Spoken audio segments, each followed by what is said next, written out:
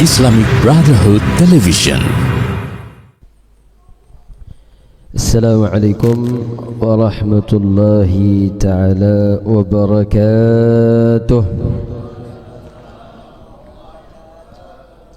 Alhamdulillahi rabbil alamin, wassalatu wassalamu al-atamani al-akmalani al-adwamani al-mutalaziman على سيدنا وحبيبنا وشفيعنا وقرة أعيننا نبينا محمد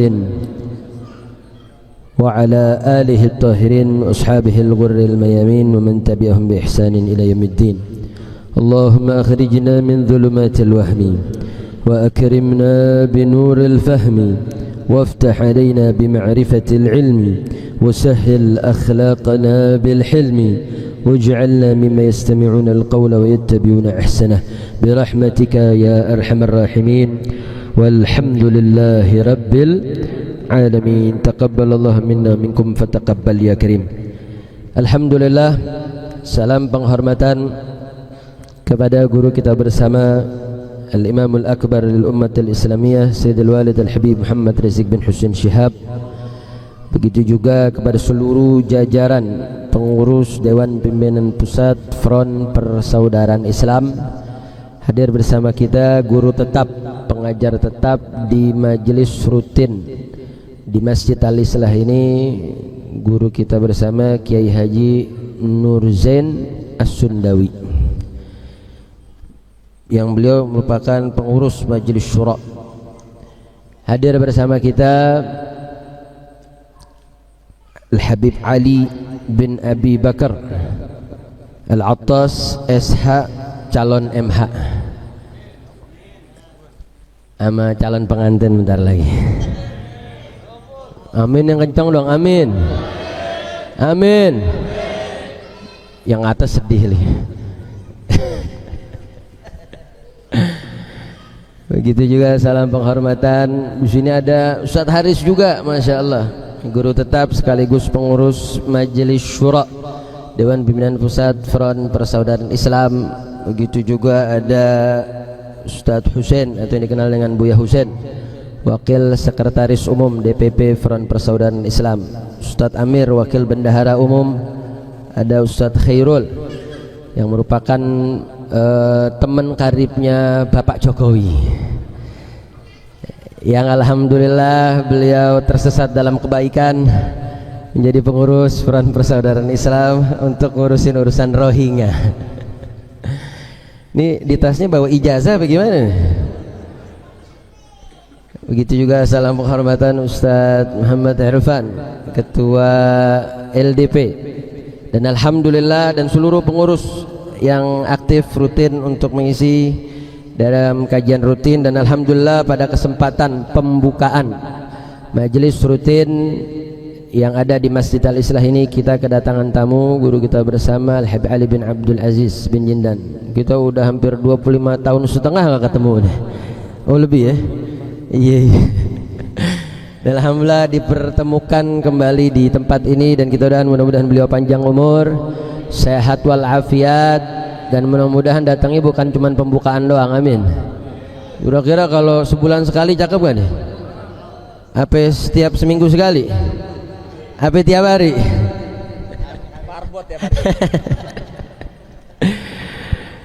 Dan tak lupa salam penghormatan kepada Ustadz Adi, Ustadz Alwi dan tim yang senantiasa setia untuk selalu membacakan Burdatul Madih, dan seluruh para jamaah yang hadir. Dan mudah-mudahan dengan pembukaan pengajian rutin ini yang merupakan menjadi ajang konsolidasi pengurus Front Persaudaraan Islam, para alim ulama dengan umat, mudah-mudahan majelis ini tambah berkah.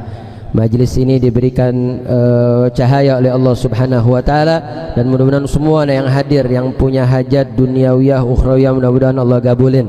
Yang sakit, yang punya penyakit, sakitnya disembuhkan. Yang punya hajat digabulkan. Amin ya rabbal alamin. Baik.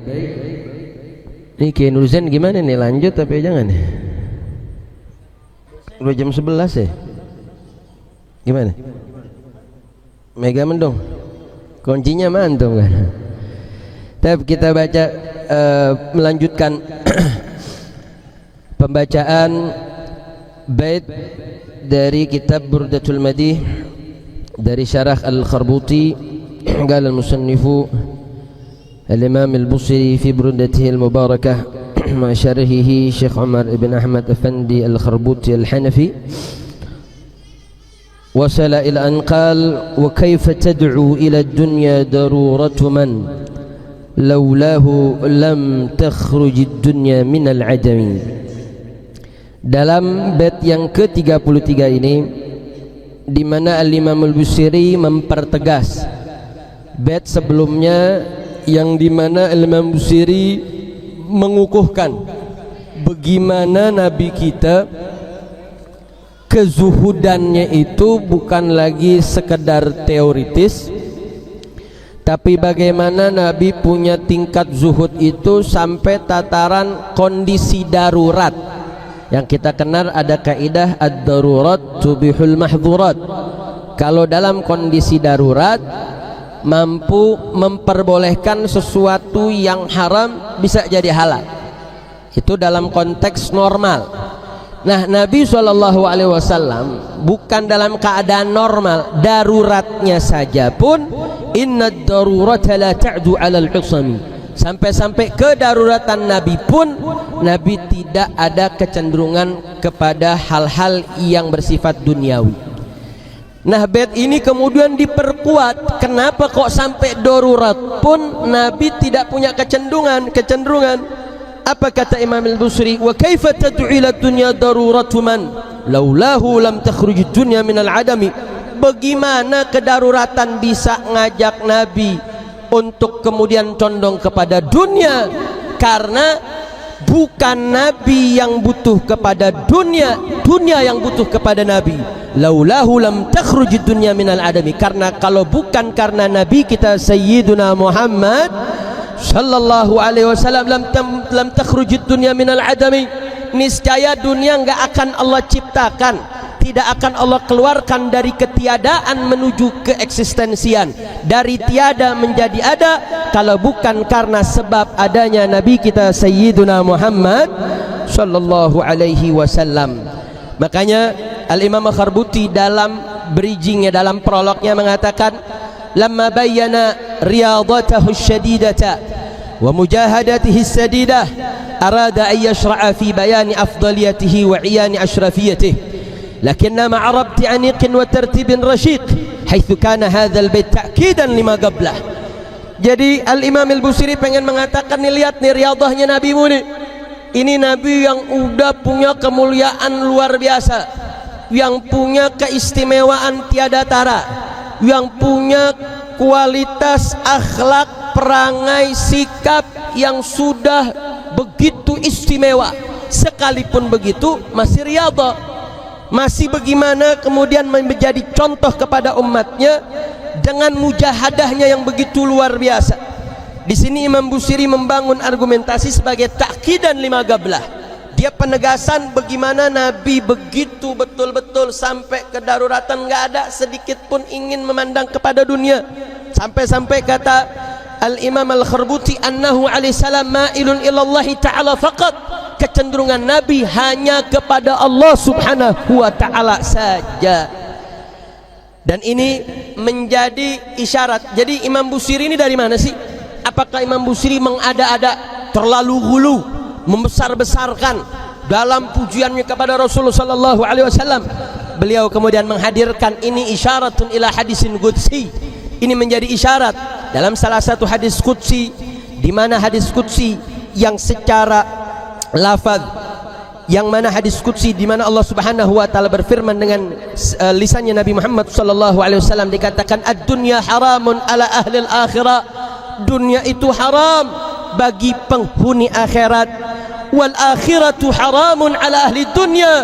Sedangkan akhirat itu haram hukumnya bagi penghuni dunia. Wa kilahuma haramani ala ahli Allah ta'ala.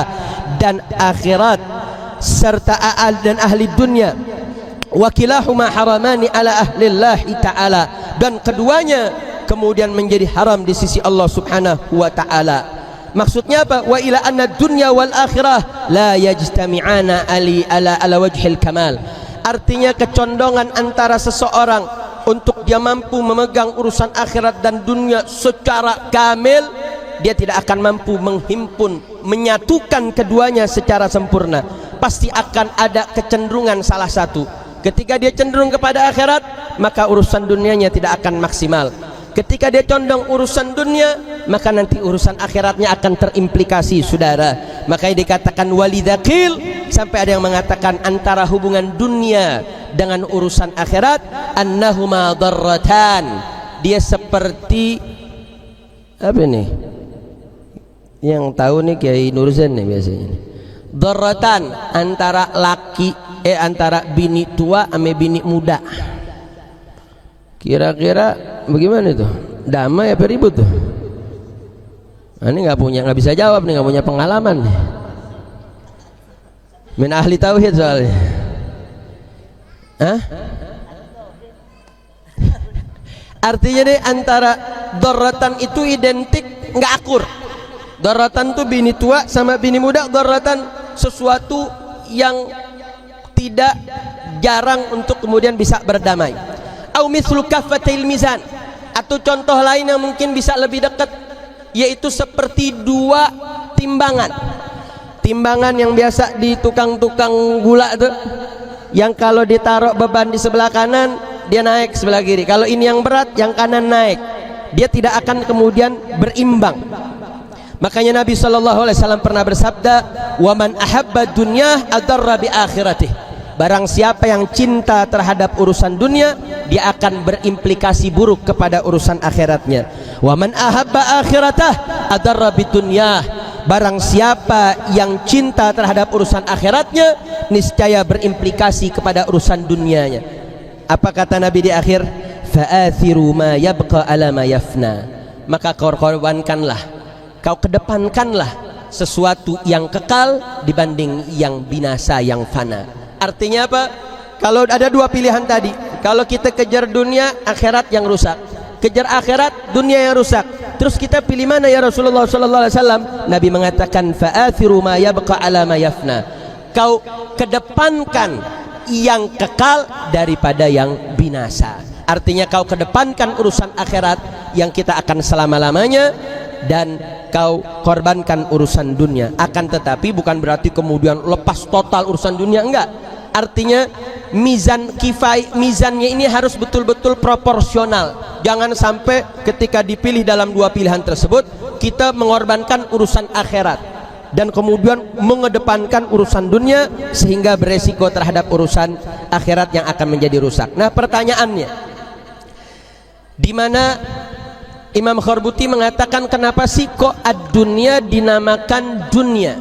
Kata ad-dunya ini dipilih oleh bangsa Arab atau dalam bahasa Arab dengan madah dal nun ya alif. Anda pernah sampaikan di majelis ini, bahasa Arab itu terlepas dengan 9 madhab perbedaan siapa peletaknya, tapi ulama sepakat pasti peletak bahasa Arab itu hakimun, zat yang bijak, karena pasti selalu tepat, seakan-akan nimbang tiap kata tuh kayak ada timbangan emas. Kenapa madah dunia itu menjadi kata yang dipilih oleh bangsa Arab atau peletak bahasa Arab menjadi kata yang mewakili makna ad-dunya yang menjadi bahasa dalam bahasa Indonesia? Minimal beliau katakan ada 3 maknanya. Satu, kata dunia dari kata dunaha, ay ligurbiha binisbati ilal akhirah. Dun artinya dekat. Kenapa dunia diartikan dunia? Karena dun itu artinya dekat. Kenapa dunia disebut dekat? Ketika ditimbang urusan akhirat. Dunia sama akhirat, kita nih lagi hidup di dunia, makanya sesuatu yang lebih dekat kepada kita, dunia lebih dekat kepada kita dibanding akhirat, karena kita belum mati. Makanya samal Arab ad-dunya dunya. Itu yang pertama. Yang kedua, makna dunia itu liqurbi mustahayatiha ilal qalb, karena dekatnya, lagi-lagi kata dunia itu punya akar kata dekat. Kalau tadi dekat antara dunia dengan akhirat, kalau ini dekatnya apa? Liqurbi mustahayatiha ilal qalb, urusan dunia itu memang secara syahiyah kepengenan itu nempel sama hati. Makanya biasanya urusan dunia tuh lebih gampang menggoncangkan diri kita untuk mudah tergoda. Kenapa? Emang karena dinempel. Harta gampang goyang hati kita, tahta gampang goyang hati kita. Itu mampu menggoncangkan hati tuh. Karena saking dekatnya antara hati dengan yang sesuatu yang dekat dengan syahiyah. Makanya kenapa kedekatan itulah kemudian ulama orang bangsa Arab atau wad'ul lughah menamakan ad-dunya bid-dunya. Yang ketiga, lidanaatiha wa khasasatiha. Dari kata danaah, artinya apa? Karena kerendah dan hinaannya dunia, makanya dinamakan ad-dunya minad danaah. Kenapa? Walidha man tabi'ad dunya yakun khissisan. Orang yang ngikutin dunia total, terjerumus, habis-habisan dalam urusan dunia, jangan heran dia akan terhinakan gara-gara ngejar dunia. Na'udzubillah min. Artinya apa? Dari bahasa aja tuh, bahasa Arab tuh itu yang disebut bijak tuh. Mau akar katanya dun bimakna al-qurub, makna qurubnya itu nisbah dunia akhirat atau dengan kedekatan syahiyah dengan hati, atau bimakna danaah, bahasa Arab begitu bijak, mampu kemudian mengkanalisasi makna terhadap dunia nggak jauh daripada dia dekat dengan kita karena status kita di dunia, atau kedekatan syahiyah dengan hati kita, atau karena danaati dunya indallahi subhanahu wa ta'ala. Kemudian sebagai penutup, wa fi hadzal bait talmihun ila ma naqala fil hadisil qudsi. Hadis ini atau bait ini juga kemudian dekat dengan hadis qudsi yang lain. Tadi kita sudah dengar tentang posisi dunia pada sisi Nabi atau di sisi Allah subhanahu wa ta'ala. Tapi dalam hadis yang lain Nabi pernah di dalam hadisil qudsi di mana disebutkan laulaka lama khalaqtal aflaka, kalau bukan karenamu ya Rasulullah, kata Allah subhanahu wa ta'ala, lama khalaqtul aflaka, niscaya aku tidak akan ciptakan seluruh mukawwinat, semua segala sesuatu yang ada secara mutlak. Dan ini merupakan satu peristiwa yang terjadi pada malam Isra dan Mi'rajnya Nabi sallallahu alaihi wasallam, di mana saat Nabi ketika peristiwa Isra Mi'raj, Nabi bersujud, kemudian Allah mengatakan ana wa anta wa ma siwa dzalika khalaqtuhu li ajlik. Allah subhanahu wa ta'ala dalam riwayat ini mengatakan ana wa anta, aku dan engkau ya Rasulullah sallallahu alaihi wasallam, wa ma siwa dzalik, selain daripada hal tersebut, khalaqtuhu li ajlik, aku ciptakan karena sebabmu. Artinya apa? Dunia kenapa diciptakan? Karena Rasulullah sallallahu alaihi wasallam. Karena dunia itu menjadi wadah tempat Nabi untuk muncul dengan perantara lewat dari Nabi Adam sampai Nabi Isa alaihissalam yang membawa nur Nabi sallallahu alaihi wasallam. Kenapa dunia diciptakan? Karena Allah ingin menciptakan Nabi sallallahu alaihi wasallam. Artinya apa? Dunia yang butuh kepada Nabi, bukan Nabi yang butuh kepada dunia. Faqala alaihi salam ana wa anta wa ma siwa dzalika taraktuhu li ajlik. Kemudian Nabi menjawab, ana wa anta, aku dan engkau ya Rabb, wa ma siwa dzalik, selain daripada hal tersebut, taraktuhu li ajlik, dan aku meninggalkan ma siwa kak, selain daripada dirimu, li ajlik, karena sebabmu. Jadi Allah puji Nabi sallallahu alaihi wasallam dan Nabi tunjukkan sikapnya. Kenapa? Karena pantas Nabi mendapatkan pujian tersebut. Dan ini semua isyaratun aidan ila anna dunya tabi'atun lahu alaihi salam. Jadi jangan kita pernah sebut Nabi ikut dunia, tapi bil aks, ad-dunya tabi'atun lin Nabi sallallahu alaihi wasallam. Dunia yang ikut kepada Nabi sallallahu alaihi wasallam. Kenapa? Karena la khuliqat illalah wa li ashabih. Karena dunia ini Allah sengaja ciptakan untuk menjadi wadahnya Nabi kita Sayyiduna Muhammad sallallahu alaihi wasallam. Makanya kalau dunia yang ikut Nabi, fa kaifa yakununa tabi'ina laha aw maghlubina li hawaha. Nah, bagaimana kalau dunia itu diciptakan sebab Nabi, dunia itu ngikut Nabi, dunia yang butuh kepada Nabi. Nah, bagaimana Nabi butuh kepada dunia? Bagaimana Nabi kemudian ngikut urusan dunia? Kenapa kemudian Nabi terpengaruh dengan dunia? Makanya jangankan urusan dunianya, sampai dalam keadaan darurat pun Nabi tidak akan pernah menoleh kepada dunia, karena ma'alatun Nabi, muyulnya Rasulullah sallallahu alaihi wasallam lillahi faqat, hanya untuk Allah subhanahu wa ta'ala. Alhamdulillah. Oke, dikatakan beliau dalam penutupnya, wahasilul ma'nal bait anna dunya muhtajatun ila Rasulillah sallallahu alaihi wasallam. dunia yang butuh kepada Nabi. Walau kana rasul muhtajan ilaiha. Apa konsekuensinya kalau Nabi butuh kepada dunia? Maka ini masuk konsekuensi mustahilat ad-daur wa tasalsul. Allah mengatakan, karenamu aku ciptakan dunia. Terus tahu-tahu Nabi butuh sama dunia. Allah ciptakan dunia karena Nabi, berarti dunia butuh kepada Nabi. Terus Nabi butuh kepada dunia. Ini kayak ayam sama telur. Ayam betelor, telur ayam, ayam telur. Ini namanya daur. Daur itu muhal. Artinya apa? Nggak mungkin, mustahil. Itu minal mustahilat, termasuk kemustahilan. Nabi muhtajatun ila dunya. Nabi butuh dunia, mustahil. Watasalsal, begitu juga ketasalsulan. Oh, dunia butuh Nabi. Nabi butuh syai' minad dunya.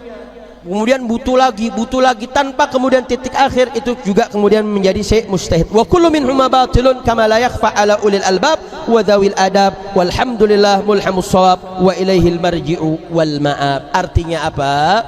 Dari sini kita bisa mengambil ibrah saudara, bahwa bagaimana Nabi sallallahu alaihi wasallam yang saat ini sedang disebut, ini nama Nabi belum disebut nih sama Imam Busiri nih, dari pasal 1 Nabi SAW sedang kemudian dikondisikan sifatnya oleh Imam Al-Busiri dari 30 bait awal sampai ini kita sudah masuk ke pasal berapa ini? Zalamtu sunnah, ini masih pasal 2 kan?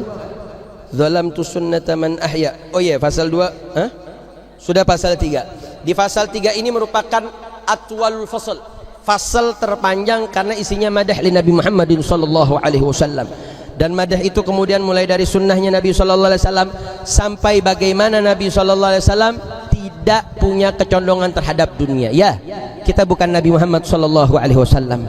Kita hanya menjadi umatnya Nabi Muhammadin sallallahu alaihi wasallam. Tapi ingat bagaimana khairiyah umat ini menjadi umat terbaik. Ada satu syarah menarik di dalam syarah Sulamil Munawwaraq dalam kitab mantik, ketika Imam Al-Akhdari mengatakan, beliau sedang mensifati Nabi Muhammad sallallahu alaihi wasallam bahwa beliau adalah khairu qad ursila. Beliau adalah nabi yang terbaik yang diutus, sehingga berkonsekuensi umatnya menjadi umat yang terbaik. Para syurrah wal muhasyi mengatakan sabab Nabi menjadi nabi terbaik dan berimplikasi kepada umat yang terbaik minimal ada 2 sebab. Satu, karena Nabi yang punya syafa'atul uzma. Para anbiya ini punya doa mustajab, udah kepake doa mustajab. Nabi SAW sisipin, nggak mau pakai. Tujuannya biar Nabi punya doa, punya syafa'atul uzma. Gara-gara itu kemudian Nabi menjadi khairur rusul. Salah satu sebabnya. Ada yang kedua. Sebab yang kedua, kenapa kemudian umat ini bisa menjadi umat yang terbaik? Karena ittiba, mengikutinya umat Nabi sallallahu alaihi wasallam ini ittibaan yang bil fi'il. Jadi kalau kita belajar ilmu mantik, dia ada istilahnya bil quwah dan bil fi'il. Contoh sederhananya begini. Al insan katibun, manusia itu menulis.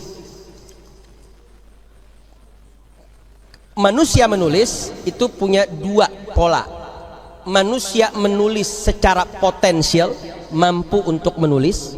Ada al-insan katib yang sifatnya bil fi'il. Kalau dia katakan kullu insan katibun bil quwwah, semua manusia secara potensi bisa nulis, maka ini qadhiyah disebut shadiqah, benar. Kenapa? Karena semua manusia potensial untuk bisa menulis, karena dia punya akal, dia punya tangan dan seterusnya. Tapi ketika dikatakan kullu insan katibun bil fi'il, itu qadhiyah menjadi tidak benar. Kenapa? Karena pada faktanya ada juga manusia tapi nggak bisa nulis karena nggak sekolah. Artinya apa? Ittiba'nya umat Nabi. Kenapa umat Nabi ini menjadi umat yang terbaik dan nabinya menjadi nabi yang terbaik? Karena ittiba' kepada Nabi Muhammad SAW itu ittiba'an bil fi'il, ngikutin nabinya, qudwahnya, iktidaknya betul-betul bil fi'il, ngikutin Nabi SAW. Sedangkan nabi-nabi terdahulu dengan umat-umatnya ngikut Nabi Muhammad sallallahu alaihi wasallam yang mereka diperintahkan. Dari Nabi Adam sampai Nabi Isa alaihi salam, mereka adalah nuwab, wakilnya Nabi Muhammad sebelum Nabi muncul. Sehingga umatnya dikasih tahu akan datang Nabi terakhir. Tapi nabi-nabi mereka, umat-umatnya nggak mengikuti Nabi sebagaimana Nabi umat ini mengikuti. Artinya apa? Dari sini para ulama mengambil ibrah khairiyati hadhil ummah.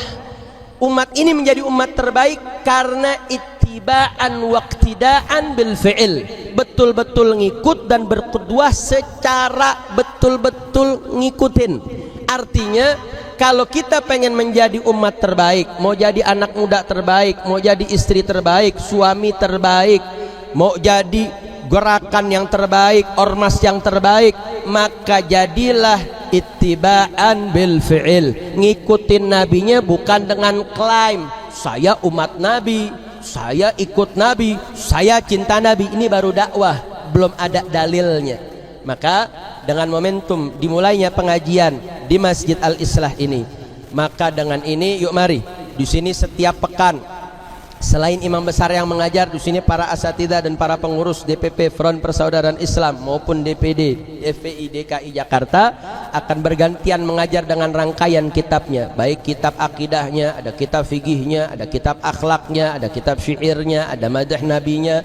Maka jadikan itu semua momentum untuk kita mampu menjadi khairiyatul ummah, umat yang terbaik, bukan sekedar klaim. Semua kalau mau ngeklaim siapapun bisa, saudara. Tapi ketika in kunta da'iyan, kalau kau mengklaim, fadalil, tunjukkan dalilmu. Makanya mudah-mudahan hadirnya kita ke pengajian bisa jadi dalil kita ikutin Nabi Muhammad. Mudah-mudahan dengan kita hadir dalam pengajian, nyatet pelajaran, mengikuti, mengamalkan dan terus menerus untuk menggali ilmunya Nabi Muhammad SAW. Mudah-mudahan Allah bukakan pintu pemahaman untuk kita.